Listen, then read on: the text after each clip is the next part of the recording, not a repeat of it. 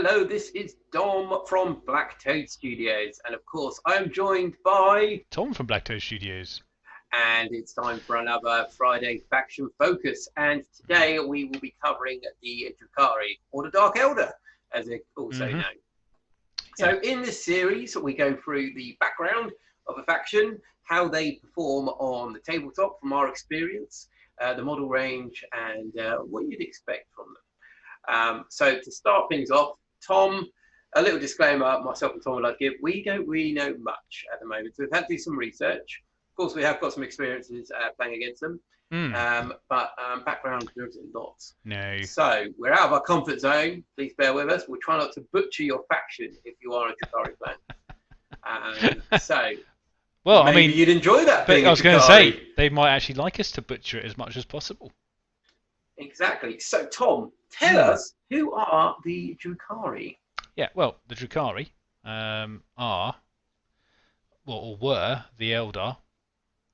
They still technically are part of the Eldar. Yeah, they're the Eldari race, so to speak. Although they're very much removed nowadays from what you would think an Eldar was.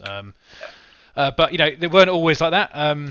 So I thought I would do a little bit of research on how they became the Dark Eldar. Which I have done here. So I pulled a few bits from resources I found. But to start with, basically, Eldar have a very kind of strong, sharp, sensitive, perceptive minds. They are very much kind of a signature in the warp, so to speak. So yeah, they affect that realm quite a bit just by existing and doing things. It's kind of that, and that's quite important to understand with what's about to happen.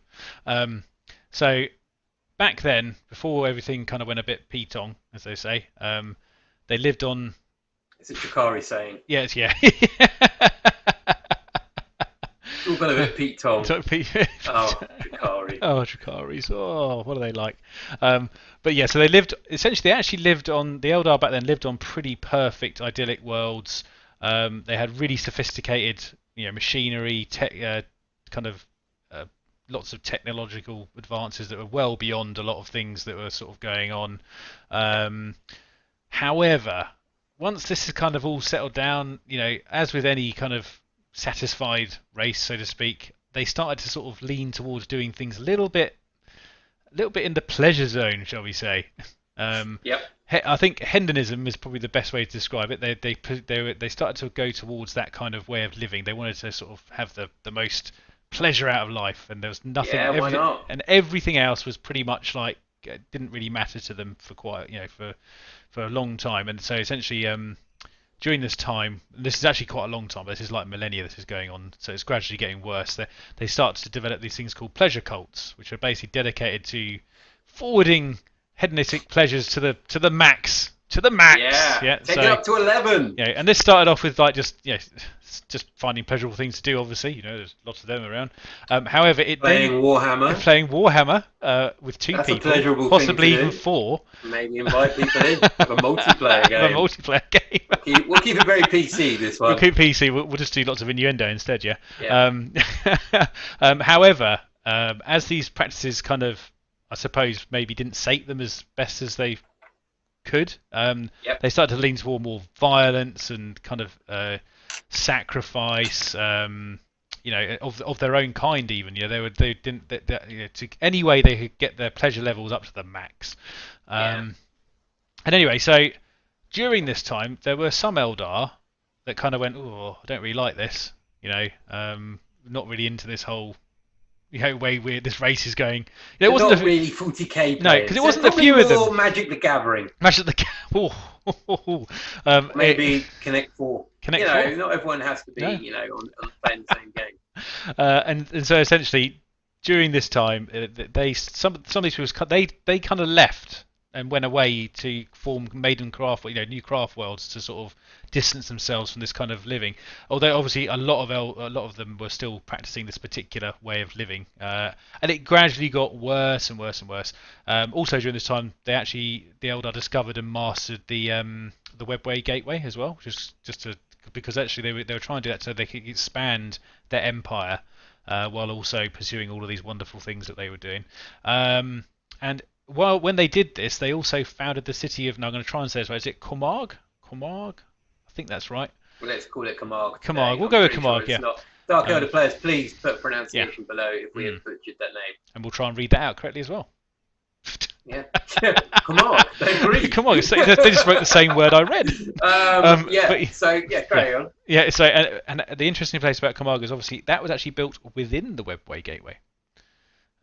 Yes. So it's almost invisible basically to the warp, which is interesting, which is actually quite an important point for later on. So anyway, while this was all going on, as I said earlier, they have this quite a psychic signature in the warp. So obviously, this particular realm of chaos started to take quite a bit of notice of all these acts of form, didn't it? Yeah, it did. A birth.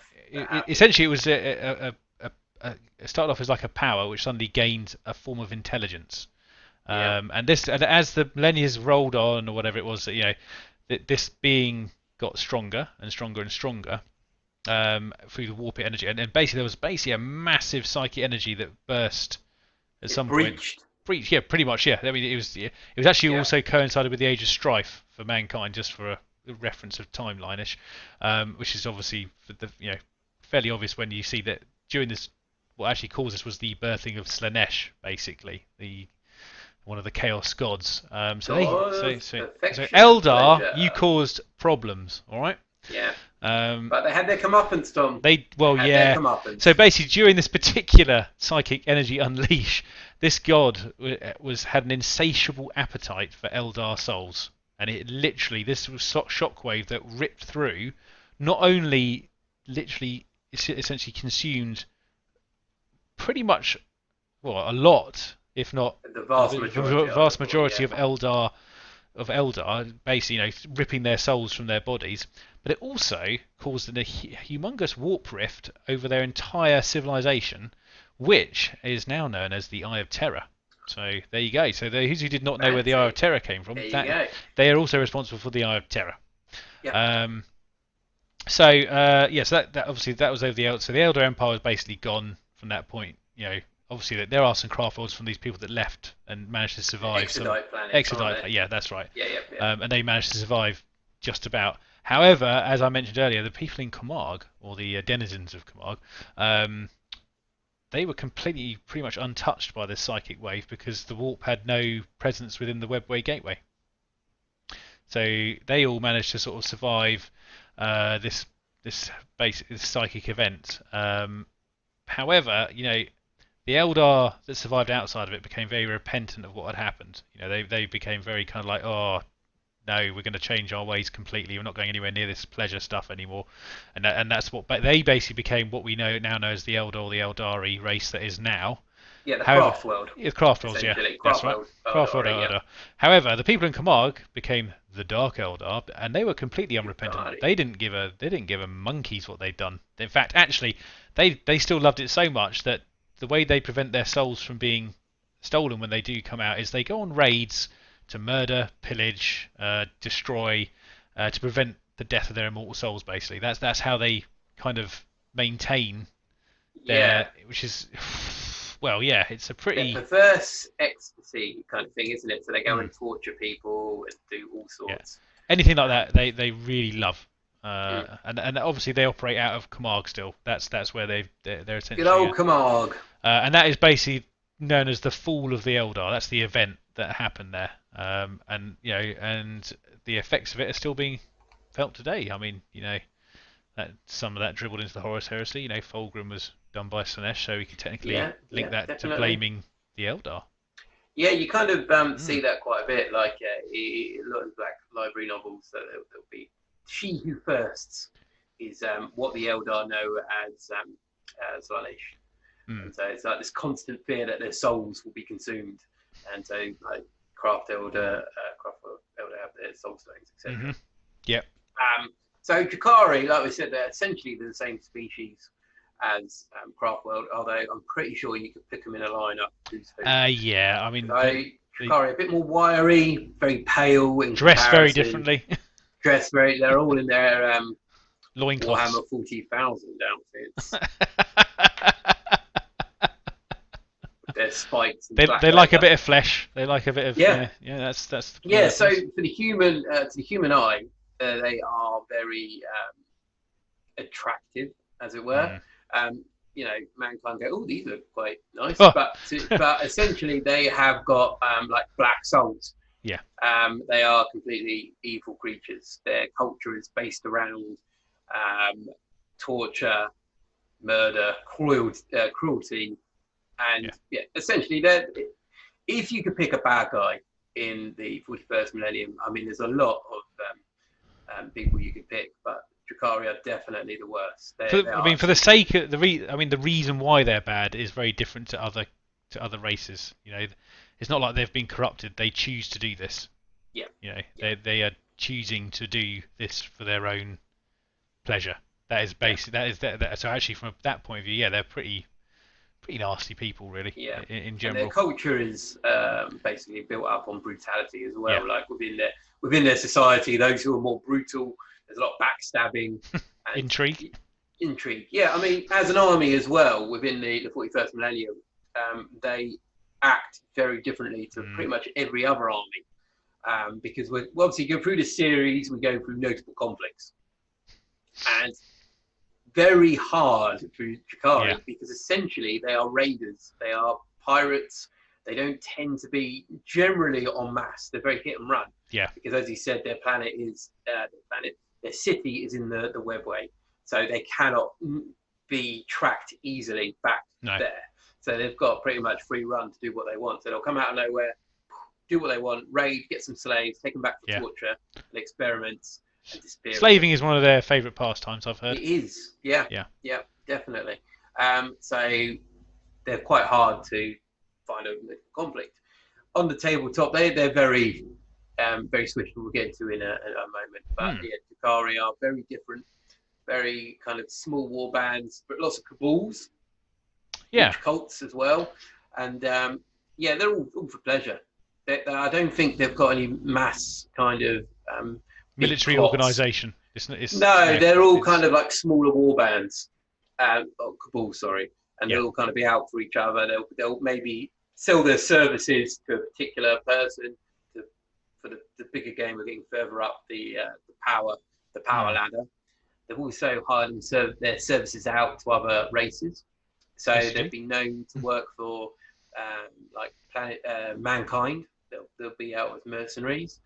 Unfortunately, though, for people who hire them, it never works out. No. It's like you have a bad genie, and you go, "Oh, I want to be, I want to be really top rich." Of the world, and they'll put you up on the mountain. Drukhari are like, "Oh yeah, we'll work for you for a while," and then eventually they'll slice and dice, or take you away for some exquisite pleasure somewhere. Yeah, there have been events in Imperial history where a governor will, hire the services of Drukhari, and essentially the Drukhari will do their job and then take everyone back to Comor. It's their payment.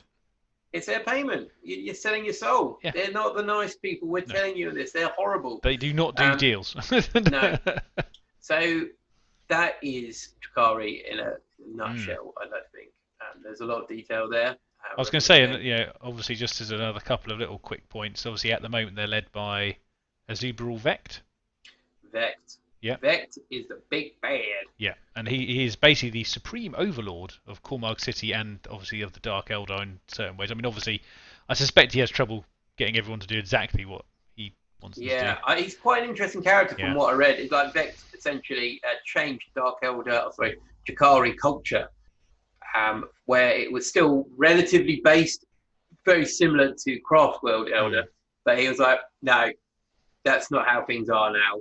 We're going to go with cruelty, power, and whoever's best at killing each other, top of the ladder. No kind of my parents were blah, blah, blah. Very much survival of the fittest. Definitely survival of the nastiest. Or the nastiest, yeah. Sorry, culture. Look, he's the big nasty guy at the moment. Of course, they'll take people back to their planet and have gladiatorial games with them, and they'll do experiments on them. They'll make buildings out of their flesh. Harps. They'll put flesh. Yeah, they make harps. Yeah, they're very much like. I heard about that. That's pretty horrible, actually. Very anti-Slaanesh in a lot of ways, but very, very similar. Which is probably reminiscent of like why Eldar fell to Slaanesh. There's a lot of links between the two. Yeah, well, it's why Slaanesh gets its stuff from. Really, let's be honest. Yeah. It embodied that society, didn't it? So. Oh yeah, Yeah. exactly. Yeah, you can see a lot within the demons. Yeah. So Tom, Hmm. have you ever played a Dark Eldar army, a Drukhari army? I have not played it myself. No. Have you played against them? Yeah, I've actually had the pleasure of having quite a few games. In fact, I remember I think I went out to Warhammer World once, played Harry from Dark Artisan. You did, yeah, you Yeah, did. which is We quite. met Harry. Hello, Yeah, Harry, if you if you're watch watching, this. hello Harry. Haven't seen you for a while. But yeah, I played a game there. That was a pretty bad game for me, as I recall. Also, you and me have both played a couple of duo games against Dark Eldar. I We think. have, yeah, Mm. yeah, definitely. How Uh, do you find them on the table? What do you expect to see in a Drukhari army I when you mean, line up against them? In currently, so we're doing this as ninth edition comes yeah, into to play, but from our eighth yeah. edition or seventh edition experience, what do you expect to I see mean, in a if I'm totally Drukhari honest, army? for that particular point, I don't think there's going to be much change between 8th and 9th. I don't think it's going to change. I mean, I ultimately see Drukhari as quite a hit and run, very fast force in a nutshell. Yep. There's not obviously just going through their weapon types. They do a lot of anti-gravity stuff, so they've got a lot of well, not bikes. I suppose they are bikes, aren't they? They're just more anti-grav bikes rather than jet bikes. That's what I'm thinking of. Sorry. They've got some Reavers. Reavers, that's the one. And obviously they like to bring fast ships as well, which I always forget the name. Is it Arcs? I always forget the name of them as well. You've got like the Ravagers, Ravagers, that's the one. which Sorry, are yeah. like the anti-tank So yeah, ones there, and you tend to see that style of coming in very and quickly, Raiders. and doing a lot of quick shots and getting stuff off, and then either getting out and actually assaulting with what's inside those particular vehicles, or disappearing again to not be able to be shot at, and then and then in that kind of style, I think Mm. that's what I've seen. And Yeah. is it Venoms as well? Yeah, yeah. Yeah, All right. So Venoms. Yeah. from my experience playing Mm. against Drukhari is that there will be a lot of Venoms, Yeah. which are the small transports that you'll see. They've got a lot of shots coming out. They're not particularly powerful shots, but it's the volume of shots that they're going to be putting out. And they're They poised normally as have well, some, aren't they? yeah, they normally Yeah. have some small squads in there, and they'll zoom across the battlefield very quickly. And this is also known as the Venom spam, where you just have loads of them. They jump on objectives very quickly. Also found that against Drukhari, you'll tend to find lots of Taluses. Oh, Talus, yeah, I forgot about Talus. Yeah, which are pretty tough guys to deal with. I think they've got, I think it's 7 wounds or something like that. It's a and lot they've of got to wounds. feel no pain as well, I think, haven't they? Yeah, Because they get their battle drugs as well, if I remember yeah, correctly. and they're essentially just cruise across the battlefield. You're gonna have to keep firing at them. You've got Dark Lancers as well. I mean, their anti-tank stuff is pretty strong. I wouldn't say it's the main threat. It's not. There's not a lot of it. No, it's the mobility. Yeah. The mobility of Drukhari is very scary. The speed. Yeah. Yeah, so you've really got to try and get rid of those transports as quickly as you can. But easier said than done a lot of the time. So that's my experience anyway. The troops are quite fragile, but they are quite nasty. They're very, like I said, very quick. They'll get into the rapid. Is it Splinter Rifles? Is that correct? Yeah. Yeah, Splinter Rifles. Yeah. Just trying to remember what I can, because it's been a while since I've actually played against them, but they do scar your mind slightly sometimes. They do. They play out as you'd expect. Because I think our most recent one was at that. Did we play? Well, no, that was normal Eldar, wasn't it? Actually, no, it was Dark Eldar, wasn't it? In our most recent tournament. No, that was Craftworld. That was Craftworld. Okay, yeah, we have played Drukhari. I think I'm thinking of another tournament game. Yeah, but that was Peel Knights and Drukhari, which wasn't. That was it. No, that was not. Oh God, yeah. But I've played them a few times now, and it's always quite fun to see them. You kind of get to know their tricks. But yeah, it's definitely an army you want to be careful of, because they are fragile, but they're very quick. Yeah. And they're quite numerous a lot of the times, and they've got some nasty tricks. And if they do get into combat, they can be quite nasty as well. To be fair, the stuff that is meant to, obviously. Yeah. So yeah. But yeah. Yeah, they've got a lot of stuff in there. It's quite nasty. Right. So Tom. We've gone about who essentially Drukhari are. We've gone about how they perform on the tabletop. Also, sorry, I haven't played Drukhari since they very first came out, and that was a very long time ago. I enjoyed playing the models; they're quite cool, but none of that's really going to be particularly relevant because they have changed a lot from their first incarnation. Just a little bit. Yeah, they've had so many more new models since then. Although at the moment the models kind of slowed down a little bit. But yeah, they're very cool. So let's go into, like I said, what they have are Cabals. Mm. They've got Cabalite warriors, they've got Cabals, they've got witch cults. So we're going to go down which of our Cabals are chosen ones. Yeah. So Tom, have you picked Dark Drukhari Cabal? I'm going to keep saying Dark Elder Drukhari all the time. So Dark Elder Drukhari. whatever I say, Dark Elder Drukhari, same Cabal, thing. Eldar, thingamybobs.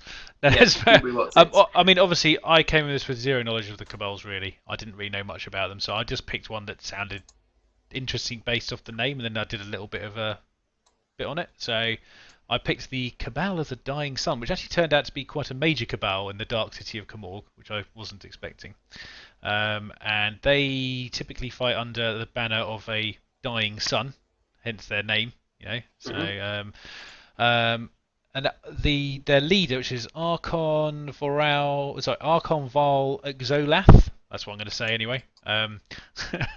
He, due to his obsession apparently with seeing, with the liking of the transition from light and hope to darkness and despair, he makes his warriors typically always fight at sunset because he likes to see that transition of the hope and light of the sun disappearing into darkness and despair as his raiders come over the hill into the darkness. It's quite dark from that point of view.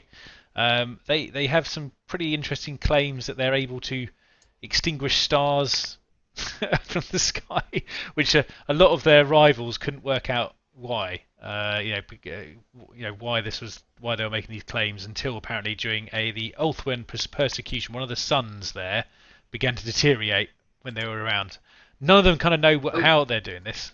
However, there was a bit on this in the fluff where basically apparently they actually have forbidden Eldar artifacts from back in the days when they were the Eldari. They are kept in Camargue in very shadowy vaults and tombs in their kind of stronghold. Camargue. Oh dear, that didn't sound right. No, it doesn't. No, we've definitely butchered that name. Hopefully, Dark Elder players are still watching this and just like shaking their heads at Camargue. And essentially, these artifacts actually have the power to siphon the energy away from suns and stars and basically dim the. Obviously, I don't know how often they're using them. I would imagine not that much because there's not a lot of darkened stars out there. I suspect you would have heard about that if that was going on regularly. Isn't it? Yeah, it is. And their main rivals in the city are the Cabal of the Falling Moon, who I know nothing about. I'm afraid. I don't know why they're rivals. Maybe they had a bad special night together at some point, and it just caused. I imagine that happens a lot. Maybe too much. Maybe there was too much friction. Yeah, it's a lot of leather. Right, so have you finished? My Cabal. Yeah, go on, mate. That of the Poisoned Heart. Oh. Mm. Now, Tom, there's some reason I like this one. I know. They're not one of the big ones, unfortunately, but in my eyes, they deserve to be big. So. In 955 of the 41st millennium, they raided a particular chapter's recruiting keep. And what chapter was that, Dom? The world of Delamont.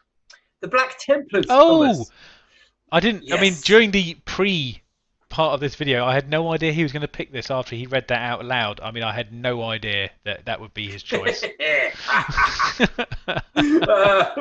So essentially what happens is the Drukhari descended upon this planet, killing off all the fully trained Marines and not killing them all off, but killing the majority of them off, and the trainers.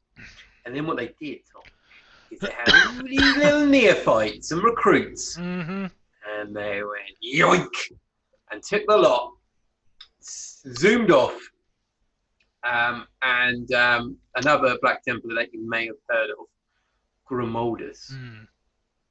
He was quite angered by. I could see him taking that route. So he launched a crusade against the Cabal of the Poisoned Heart. He killed hundreds of the Poisoned Heart in this crusade. Of course, the Templars also suffered relatively high casualties, probably not as much at this point during conflict as the Poisoned Heart. But do you know how many recruits Grimoldus was able to save? from the Poison Heart? One. None. None. They didn't retrieve any of the Black Templar recruits. I mean, And- you've seen me play Templars. I mean, they're how quite many of my last. recruits tend to survive? No. So then they basically got taken back to Comorg and were used as gladiator test subjects, essentially. And yeah. Well, at least they probably had a good fight. No, they didn't. No, I'm gonna in my head. No. I'm thinking head, they were sewn together.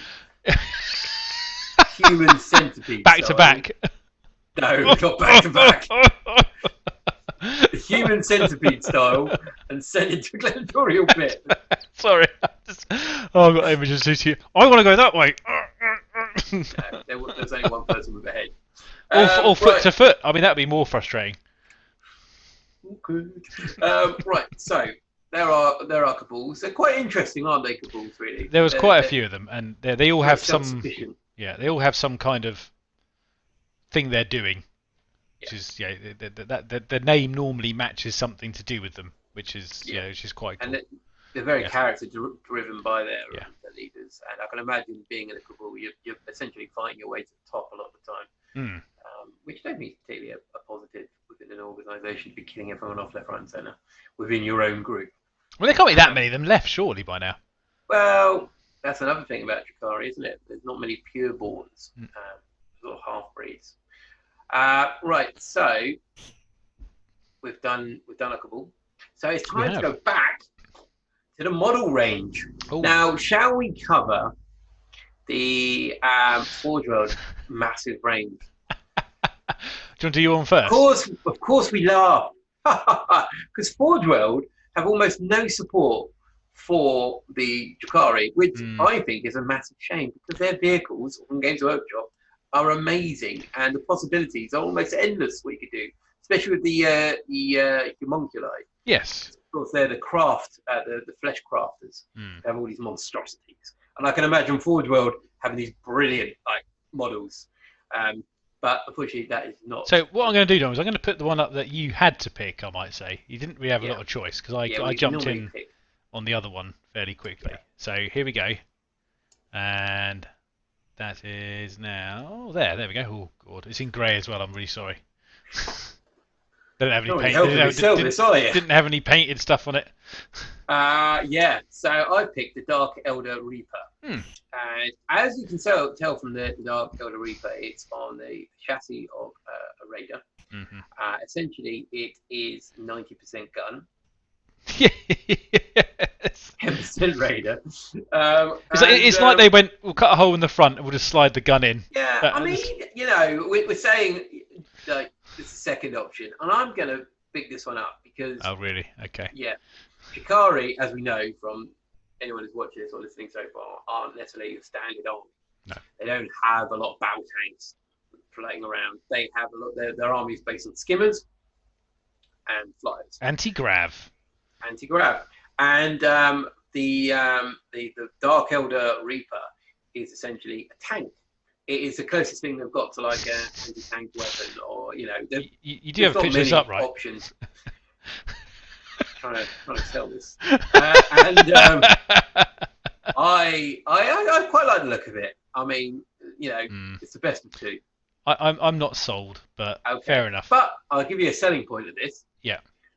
The price is £47. Okay, yeah, that was actually, in comparison to the other one we're about to show, yes, that is a lot cheaper, obviously. It's £47 on Forge World for a complete vehicle is pretty good, in my opinion. And if you wanted something to stick out in your Drukhari army, you'd definitely stick out. Dark Eldar Reaper is the one to have. There's some heavy overcompensation going on there. Yeah, you can't buy them from Goblin Gaming. And also, if you take out the word Elder from it, it's called a Dark Reaper, and Dark Reapers are good. So you're just adding goodness by having the word Elder in there. I don't know, mate. I think, yeah.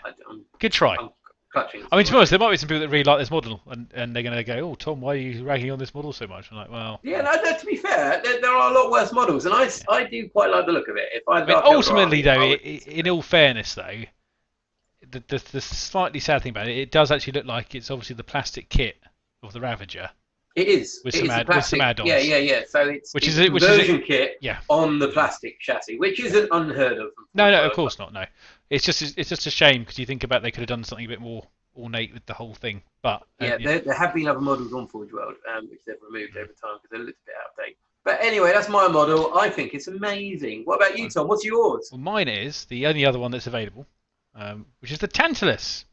Yeah. Which is I mean I quite like it, but if I'm totally honest, from my point of view for Dark Elder, I'm not really a fan of the aesthetic overall anyway. So but to me it looks like quite a kind of like obviously like a sailing ship in a way. But I do like the blades coming around the edges there from the sides and the old massive sail. It's almost a slightly bit like it should have something like a horse in the middle of it pulling it along. If I'm totally honest, don't know if you can see it. I have seen it. I like it, Tom. No, I do like it. But like I said, for me, it's not. I'm just not a big fan of the Dark Elder aesthetic myself.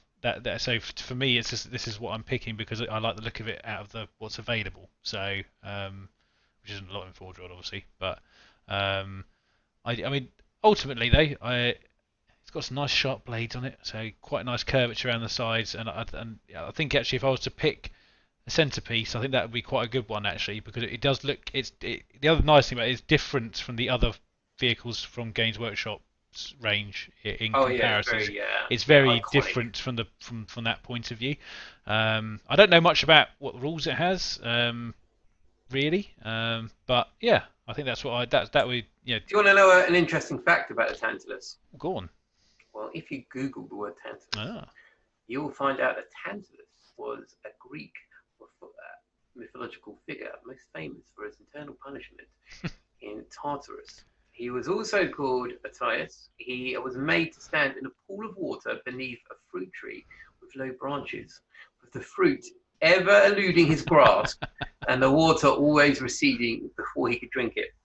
So in that aspect, I think it's very fitting of Drukhari. I mean, to be fair, it sounds like a torture they might devise. Yeah, they're not nice people. But there are probably more knives involved. Yeah, definitely. Right. I think it's quite cool. I like it. It's a cool model. It's just, like I said, it's not my most favourite range, sadly. Yeah. So, I'll do one of your Games Workshop ones next. Well, shall we go into a character before we get into Games Workshop? Oh, yeah, sure. I'll Yeah. So, I'm going to go with my character, who is Drazar, the Master of Blades. Oh. I'm trying to sell it. So Drazar, he currently occupies the esteemed position of Executioner, the champion of the Drukhari Order of the Incubi. So the Incubi are a form of mercenary in Drukhari society who also act as bodyguards. So they don't necessarily have an allegiance towards a certain cabal, but they will work for the masters. They're also known as shock troops. They're like the elite, like a calling, as it were. So Drazar is a mystery, Tom. Do you know anything about Drazar? Not really, I'm afraid, no. Okay, well, he's got a new model to start. It's a very cool model. I do know he's got a new model, yes. I knew that much, obviously. And he's the master of the Incubi. So what happened is one day, Drazar walks into the palace of the Incubi, and no one knows who he is. He's wearing the armor of a high-ranking Incubi officer. Comes in and essentially hacks his way through all these Incubi. Not necessarily always killing them, but like popping hands off. I mean, to an Incubi, losing a hand is probably quite a nasty thing anyway. Basically, just like cutting his way through, gets to the throne room where he challenges the head Incubi to a fight. And as we know from Drukhari, they are very egotistical and arrogant. No. Yeah. And also mean. Very So he essentially accepts the challenge, thinking that, who can defeat me? I am head of the Incubi. Within a couple of minutes, he's been cut up. He's dead. Nice. And Drazar now takes his place. And so he's quite an aloof figure within Drukhari society. He's very different. I don't think he's ever taken his helm off. or removed his armor, because the rumor is that he was once actually a craft world elder. And unlike a lot of Drukhari, he sticks by his ideals. He doesn't bend. He's uncorruptible, and he's a legend apparently. Apparently, he once took on 3 custode guards in close quarters and killed them all. As we know, custodes are pretty nasty. So, yeah, he sounds like an absolute close combat beast. He sounds like a bit like Achilles in some ways. Yeah, that's yeah. Mm-hmm. Yeah, so he's just almost unstoppable. He just goes in, very swift cuts, and I would love to see someone do some sort of video and animate Drazar in it, because I remember back in the day, I'm pretty sure Drazar had a really dated, horrible model. No, he did. There was a previous model, yeah. Mm-hmm. And in comparison, this new model is, Tom, is amazing. It is very nice. So yeah, that is Drazar. Drazar the Awesome, I would call him. Very well. Tom, what's your character? Well, my guy is slightly less awesome, unless you like this sort of thing. So I actually picked Urian Rakara or Rakarath. Rakarth. Yeah. So he, like your mate over there, he's the head of he's the Master Homunculus, or the Master of the Homunculus, Prophets of Flesh Coven. So as you can imagine, he's quite good with the flesh grafting knife. Yeah. So anyway, he's also, his age is quite a big factor, because he was around he can actually remember the fall of the Eldar race. That's how old he is. So he's he's old. Mm-hmm. Yeah, and he is essentially an expert in bodily manipulations and anatomical sculpture. So I need to have a little player card up here. You know. I'm just saying. Bodily manipulations 10. It's like bodily trumps. manipulation is what got them all into this situation to start with. Yeah. And he not be doing it. No, and he has a almost kind of perverse, extensive knowledge of how to inflict torture and pain. That is his he's the master of this particular stuff. He was also the progenitor of the art of regeneration. Fancy pants. So, in fact, himself, he's actually died multiple times. I know that doesn't sound right, but he's died and risen so many times that now he just loves death. He's quite happy with it. He savors it, because essentially, when he does die, his remaining body parts slowly regenerate another reincarnation of himself, or another incarnation of himself. So yeah, he doesn't die technically. I suppose he dies for a bit, but comes back. He has literally 0 sanity left. The most recent description I found, that he basically wanders the labs of his own catacombs, gibbering away to himself in tongues, and while carrying out pointless. Sorry, is this catacomb made of tongues? No, in his catacomb. Tongues? No, although. This guy, I'm not so sure. Time, people. He wanders around catacombs speaking tongues and gibbering, while I might add, performing pointless experiments on slaves and people that he's accumulated over the years. So he doesn't really do it for any reason. He's just quite happily to go in there and go, "Oh, I'm gonna do this to you." Human centipede. Yeah, he probably has done. I really couldn't rule it out at this point. However, he's also, his greatest creations are his racks and grotesques, and obviously they're 2 heavily used units in the Drukhari arsenal. On the tabletop. Yeah. But particularly his grotesques are things of essentially what he would call kind of, his techniques are quite horrific in comparison to other people that make grotesques. I mean, I don't know how you make that any worse, quite frankly. But essentially, his methods are so bad that only the strongest, physically and mentally, can survive the procedures that he does. Well, Tom, that doesn't make him sound any good at it. He just made, You're saying if he was really good, he'd get the weak ones go, oh, we if can... he was any good, Don't worry, mate. We can. Process. Like, we'll fix you right up. You look quite weak. Do you fancy being a grotesque? This is actually quite pain-free. It's a very simple procedure that I've now mastered, and anyone can do it now if you want to do it. Would you like to look like this guy over here? Yeah. Got a catalogue. Grotesque. Want to go for the number 80 body and number 71 legs? Or you can have an 85 and 33 legs. Sounds like he's a terrible homunculus. Yeah. He can't actually make anyone survive the process. I did just find a small interesting piece here. I was just rereading a couple of bits, and basically, apparently in 999.m41, due to the instability of Kane's Gate, he worked with Mr. Vecht, the Supreme Overlord, obviously, to create a pocket dimension to store slaves and raw materials, and it was intended for fodder for the Karmorg to prey upon should the cataclysmic disjunction occur and Demons of War invade the Dark City. I mean, he's like going, well, we might need some slaves. I'm going to create a little dimension for these guys to stay in. And I imagine what he was probably hoping was he'd get put in there and he could just go, well, I'll be all right. Close the door for a bit. I'll just work my way through this lot. For a bit. What about the materials and the slaves? They're the same thing. Do you need food? Someone make a really rubbish grotesque. Of all these slaves, I might make 2. Got to be really bad at parties, wouldn't he? So, yeah. Look, kids, look what I've made. It doesn't do balloon animals. He just. Oh dear, that's terrible. But yeah, that's yeah. So he's he's not nice at all, really. No, it's a nutshell. We're finding here, aren't we? They're not nice people. But so he's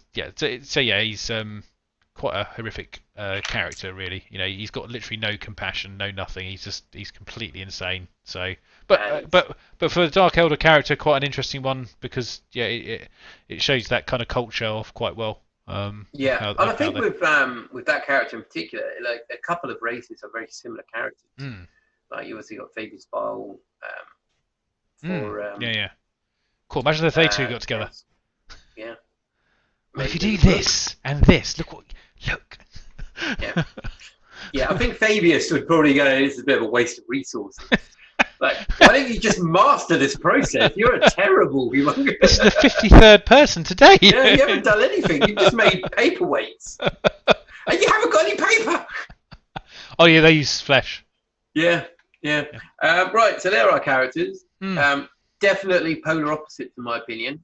Oh, but completely. Drazar is probably the best Drukhari that you could hope to come across. And that's really saying something. And also you got the other end of the spectrum where it's the worst one. Best of the Drukhari. Best of the worst. At least you're not going to get turned into something. Yeah. So that's our characters. Now we've also picked Games Workshop models. Yeah. Do you want to go on to your Games Workshop models? Yeah, sure. Thomas? Now, here we go. Let's pop this up here. Boom! There we go. These are the Incubi. Now I don't know a lot about them. I've picked because I don't know much about the Dark Elder really anyway. I just went through and had a look, and I like the look of these guys. I think they look quite cool. Aesthetics are pretty good, aren't they? Yeah, I love the obviously what would be determined the leader of the squad has the dual blades, which looks quite cool. Whereas the other ones have got pretty much look like two-handed, almost executioning swords. Yeah. And then the horns obviously leading to a little bit of chaotic stuff going on there, which looks quite interesting. And the armor I think looks fantastic. Yeah, it's really, I mean, especially for Eldar-based armor, it's just got a real nice feel to it with these two large bits coming over the top. They're the new sculpt, aren't they? Yeah, definitely. They're very nice. Yeah, I mean, you know that you can. The nice thing about they're new as well because the aesthetic is definitely there for them. I think they look quite cool just in general actually. Yeah, I remember. So when I first started playing Dark Elder, years ago, I had a squad of Incubi, and they were terrible models in comparison to those ones. I mean, I think I saw the previous model somewhere. So the new models are a massive leap forwards, and they are very, very nice. I tell you, if you keep talking for a second, I'll just see if I can find it. Yeah, do. So like I said about the Incubi as well, they are very God, cool. yeah. Because they are essentially the bodyguards, and they are pretty loyal up until they're their master. They don't necessarily take part in the power play which happens within the cabals. Oh no. So that's why I like Drukhari. Tom, have you found a picture? I have. I'll tell you what I will do, Dom. If I ping you on here as well, shall I? Just so you can see it, what I'm looking at here. Apologies for this, guys. It just this is we like doing this sometimes because it's it does make us laugh sometimes about how the Rangers moved on. Let's have a look. And I was going to put these up as well. I'm going to look at this picture that Tom has sent me, which you can probably all see now. No, it's just going up now. There we go. Bosh. Yeah, they're the guys. They're the ones I used to have. They look horrendous. So you look at that, and then Tom, flick back to your. Oh yeah, we can go back to the new one. So that's the current. That's the old version. No, this is the current range. No. They're the ones we really like. I mean, the size difference alone is incredible, and the leg joints they look like they actually work on these ones. Yeah, you can see what they were. That's essentially what they used to be. Yeah. And the new ones now are just beautiful sculpts. But yeah, once again, come a long way. Maybe we could do that more often. Find some old models and put them up. Yeah, well, I will do actually next time if you want. Yeah, that's cool. I'm happy to do that. It's always fun to see how the Rangers develop. Sometimes I think. Oh yeah, definitely. Yeah. So, I'm going to pick my one now, Tom. If that's quite all right. Of course. So I've gone with. It is now up. Void Raven Bomber. Yeah. What I like about this is it was at this point where every race was getting flyer. Yeah. And of course they got the fighter, which is very cool. But they also have the bomber. And what I love about the bomber is like almost that double cockpit kind of thing at the front. And I'm just like the aesthetic. The silhouette of it is vicious and horrible. I love the sunken in kind of weaponry and engines. It's just a really nice model. And when you see it on the battlefield, you can definitely go look at it straight away and go, that is going to be horrible. And if I ever was tempted because of a flyer to collect an army, that would be the reason I'd be collecting Drukhari, because it's sleek. It says everything you want to say about Drukhari. It's agile looking. The weapons look vicious. And if you're a painter, they definitely give you a lot of space there to kind of express what you want to do. Definitely. A lot of like tribalistic kind of like patterns going on. So yeah, but I don't think they're overly expensive. If I remember rightly, let me just check the price. £50. That's quite a big bomber, I think. So it's not bad. Not too shabby. It's a chunky bit of plastic, so. It is a chunky bit of plastic. So yeah, that's my. Well, we'll say goodbye to that picture then. It's gone, Dom. So we have covered who Drukhari are, and we've established they're not nice people. We've looked at a couple of the cabals, and we've realised they're not particularly nice people. We looked about how they perform on the tabletop, and it reflects how they're not very nice people. No. Looked at the models to see that they're not particularly nice people, and we've looked at the characters, and we found one character that is probably not nice, but nowhere near as nasty as your one. No, that's fair. So, Tom, if you wanted to collect Drukhari, what would be the best way of doing it? I really don't know, to be honest. I was having to think about this, obviously, because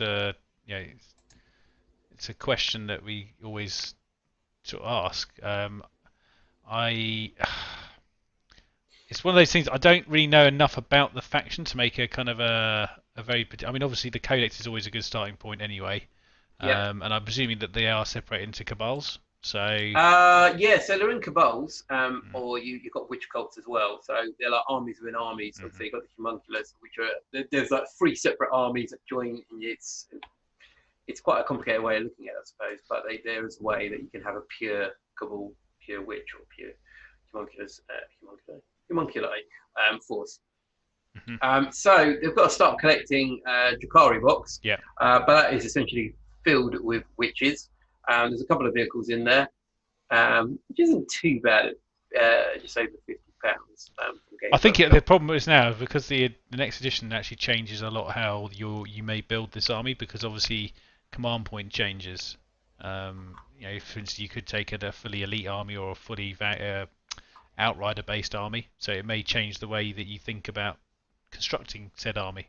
So, and I think the way that the Drukhari, if I remember rightly, Drukhari Codex almost wants you to make an army. It's lots of small groups, which may not work in 9th edition. So hopefully that will be revised in the new Drukhari Codex, which will be interesting. Or might be FAQ at this point. We don't know. No. Also, they've had a few box releases in the past. They had a standalone game which was full of Hellions, if I remember rightly. They also had the Reaver bikes. They had a flyer one as well, didn't they? Yeah. Wasn't there? Yeah. They all had like a flyer one and with another faction as well. Storm of the Skies or something, if I remember. I think. Yeah, that was it. Yeah. And then there was the release with Craft World, which of course you've got Drazar in. I don't think that's still going, unfortunately. But they have featured quite a few times now in other boxes, or had their own standalone box, which is quite nice for Drukhari because a lot of Xeno factions don't tend to have that. No. You might get maybe Orcs might have more than one, but generally Xenos will have one shot at being in a box. And Drukhari have had a couple of little goes at it, and I think they've always been, like I said, they're a pretty nasty faction. You know they're the bad guys when you look at the box. So for me, I would probably start with the Codex, like you said. They're not overly expensive, I don't think, to collect. Although you've got a few of them. The sculpts, all the models now are really nice. Yeah, they may not be the brand new models, but the model range they've got is pretty good. They weren't that long ago. I mean, when I say not that long ago, it must be 8 years ago, maybe. Probably about 8 years ago or so. They have had a couple of models from last year that popped up, but generally, they're not. They've essentially redone the whole range a couple of times now, and the current range is pretty cool, I think. So I would quite happily either collect a Drukhari army or play against one and just look at the models and kind of go. So Tom, have you tempted to do Drukhari? Would that be an army that would interest you at any point? Sadly not. Any particular reason? For me, it's the aesthetic and playstyle don't suit what I want to play. As you know, a while ago I tried an Eldar army, and it's pretty much the same reasons as this. It's not my style of play. I mean, obviously I love the fact that they're fast. That's great, but it's just not working around how all the rules work and stuff like that. It doesn't really suit how I want to play 40k personally. So I wouldn't see myself getting a Dark Eldar army personally. Like we said, they're a very different army to play. Like some people may really love playing Drukhari, but then the idea of, for instance, playing Space Marines, it may completely detest. Exactly. It's just, I completely respect it's like a really different style. Very mobile, very agile. Everything does a set task. I don't think it's particularly forgiving. If you make a mistake with Drukhari, you are going to pay for it.